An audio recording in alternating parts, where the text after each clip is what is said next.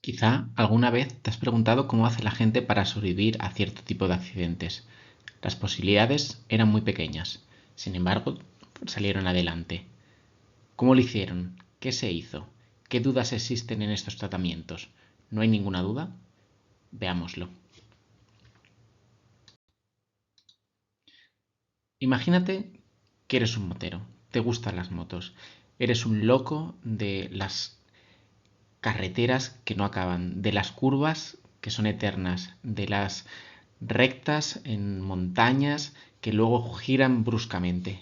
Imagínate que tú eres de ese tipo de personas y de repente, un día que estás disfrutando por la mañana en el monte, tú solo, a toda velocidad, quizá más allá de la permitida, alguien comete una infracción y tenéis un accidente. No te acuerdas de cómo ha sido. Simplemente lo siguiente que recuerdas es que estás grave. No sabes por qué, pero lo sabes. Te duele todo. No te acuerdas muy bien. Te notas sangre, la boca, te cuesta respirar, no sabes qué pasa. Empiezas a escuchar ruidos y te está atendiendo un servicio de equipos médicos. Te dicen que no te preocupes, te cogen vías, te ponen medicación para el dolor, empiezas a no recordar nada y de repente no sabes cómo tu vida está a cargo de otras personas. Tú no lo sabes, pero ellos te tratan y empiezan a ponerte el tratamiento que tú necesitas por todo lo que te ha pasado. Entre esos tratamientos encontramos que te han puesto medicación para el dolor y has empezado a tener un bajo nivel de conciencia. Necesitan ayudarte a respirar. Por eso te ponen un respirador y un tubo en la boca por el que va a pasar el aire. Eso permite también, entre otras cosas, ponerte medicación para controlarte mejor el dolor. Las pulsaciones son altas, la tensión es baja y sin embargo, de alguna manera no sabes cómo llegas al hospital. Tú no lo sabes, ellos lo notan. Tú sabías que te costaba mucho moverte, pero te costaba también respirar. Y sin embargo, cuando llegas al hospital, tú de alguna manera te das cuenta de todo lo que tienes. Inicialmente no queda muy claro, pero posteriormente, con las pruebas de imagen que se van haciendo, uno empieza a darse cuenta de lo que tiene. Uno se da cuenta de que tiene una fractura pélvica muy fea. Esta espina empieza a afilar el vaso. Además de todo esto, sabemos que yo notaba que no podía mover bien el brazo y es que resulta que tengo una fractura en el húmero. Y además del dolor que sentía en la pelvis, también me notaba mucho un dolor en la pierna izquierda. Ahora lo entiendo todo. Tengo una fractura en el fémur. Muy bien, ¿y ahora qué hago? ¿Cómo soluciono todo esto? ¿Qué es lo que me pasa? No sé cómo, porque estoy dormido, pero me he enterado de que me han pasado sangre. Sé que las tensiones están mejor. Sé que mi corazón está respondiendo bien porque cada vez va más lento.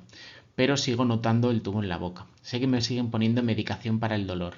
Sé que me están sacando muchas analíticas, pero no tengo muy claro cómo van a operar todo esto, qué es lo que quieren hacer y cómo van a decidir hacerlo. Sé que me han movido a un escáner, que en el escáner es donde me han visto estas lesiones.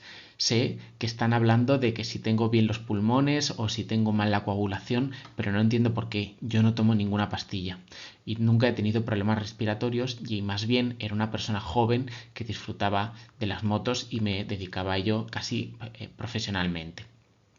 Sin embargo, ahora parece que después del accidente todo mi cuerpo está mal, parece que no responde. Oigo alguna palabra.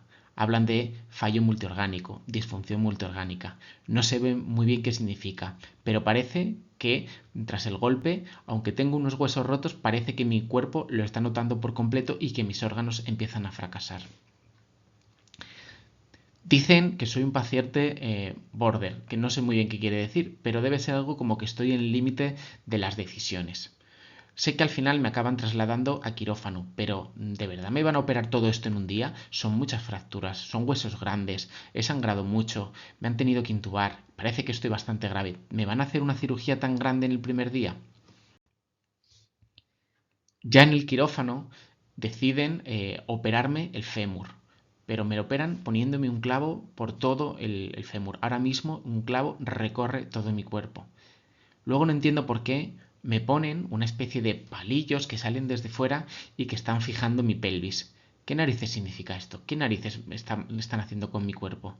¿Y en el brazo no me van a hacer nada? Pues no entiendo por qué, que no sé muy bien qué es lo que están haciendo, qué es lo que querrán hacer. Bien, esto es un poco la historia que podría sentir una persona que ha tenido un accidente grave. Esto podría ser un motivo de controversia de muchos pacientes y esto desde luego es un caso inventado y no tiene por qué parecerse a la realidad. Sin embargo, lo que quería transmitir con esta historia es que los pacientes cuando tienen una serie de fracturas no nos podemos fijar solamente en las fracturas a la hora de decidir. He querido transmitir que el paciente estaba grave, relativamente grave, no extremadamente grave, ya que con un poquito de tratamiento parece que respondía. Es decir, parece que no estábamos ante lo que podríamos considerar un paciente completamente estable. Por lo tanto, no parece que nos encontremos ante este tipo de paciente. Desde el principio el paciente parecía que se encontraba, pues algo de conciencia tenía, no se acordaba muy bien y por lo tanto pues parece ser que algo de reserva fisiológica, es decir, algo de reserva de las funciones de los órganos seguía funcionando. Por lo tanto, tampoco parece que nos encontremos en un paciente in extremis.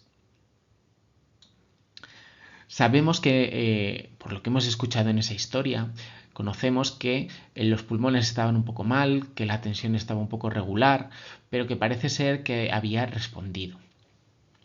Si nosotros observamos esta tabla, que lo que hace es un poco ayudarnos a decidir cómo tratar a este tipo de pacientes, parece ser que estaríamos más en lo que se llama un paciente borderline. ¿Esto qué quiere decir?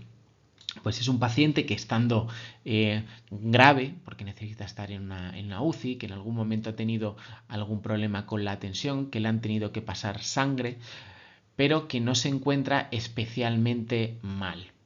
Que los pulmones, aunque le tienen que ayudar y le costaba respirar, podía ser por el dolor, pues no estaban especialmente mal, ¿vale?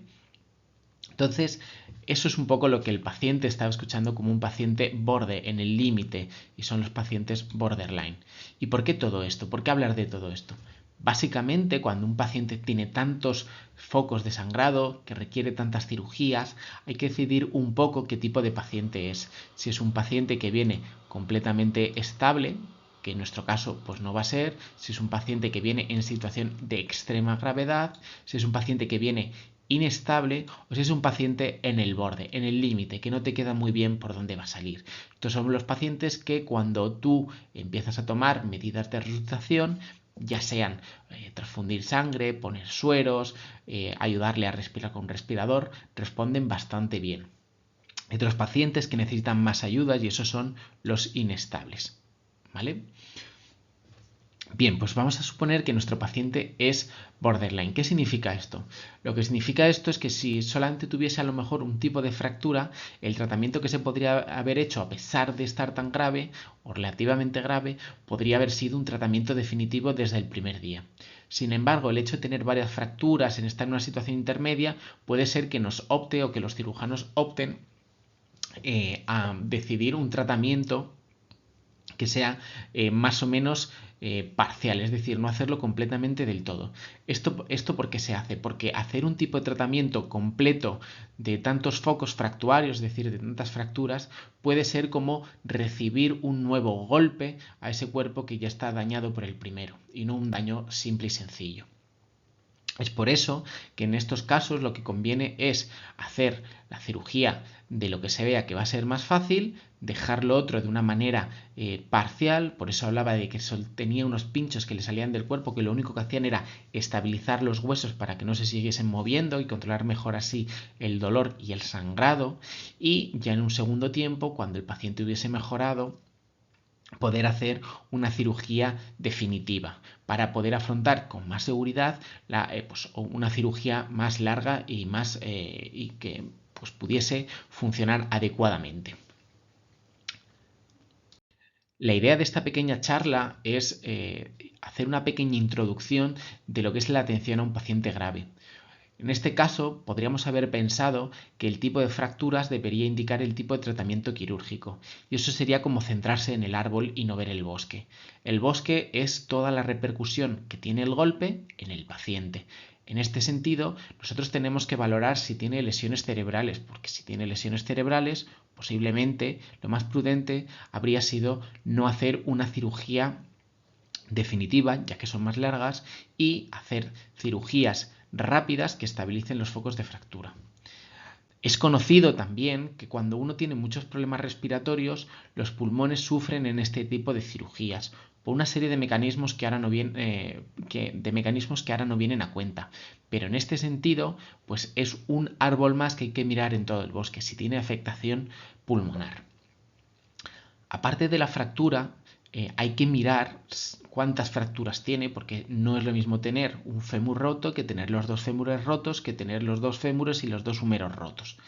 Aparte de todo esto, no es lo mismo tener un fémur roto que tener un fémur roto que esté comunicando con el exterior, es decir, una fractura abierta. Por otro lado, tampoco es lo mismo tener una fractura abierta y que a su vez todo el músculo esté destrozado, ya que si el músculo está destrozado, la capacidad que tiene el cuerpo para defenderse es mucho menor. O dicho de otras maneras, la posibilidad de que a lo largo del ingreso haya complicaciones infecciosas son mucho más altas.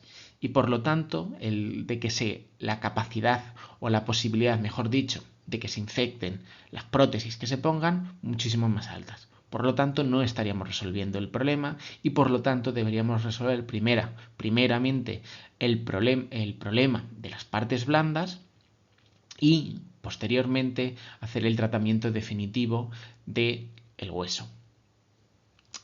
Y es así de complejo este sistema que nosotros llamamos cuerpo, porque es muy difícil que nosotros lo podamos controlar y entender exactamente siempre qué es lo que hay que hacer. Nosotros nos ayudamos en las analíticas, nos ayudamos en todas las pruebas de imagen para poder decidir, pero nunca sabemos exactamente cuánto va a aguantar un cuerpo, cómo de preparado está y hasta qué punto va a ser capaz de que nosotros forcemos la máquina y hacer más cirugías el primer día. Por eso nosotros tenemos que tomar decisiones sin conocer todo lo que a nosotros nos gustaría. Y así se sobrevive al accidente, con mucho cuidado, valorando todas las pruebas, con un poco de suerte y sobre todo poniendo mucho de nuestra parte. Un saludo y hasta otra.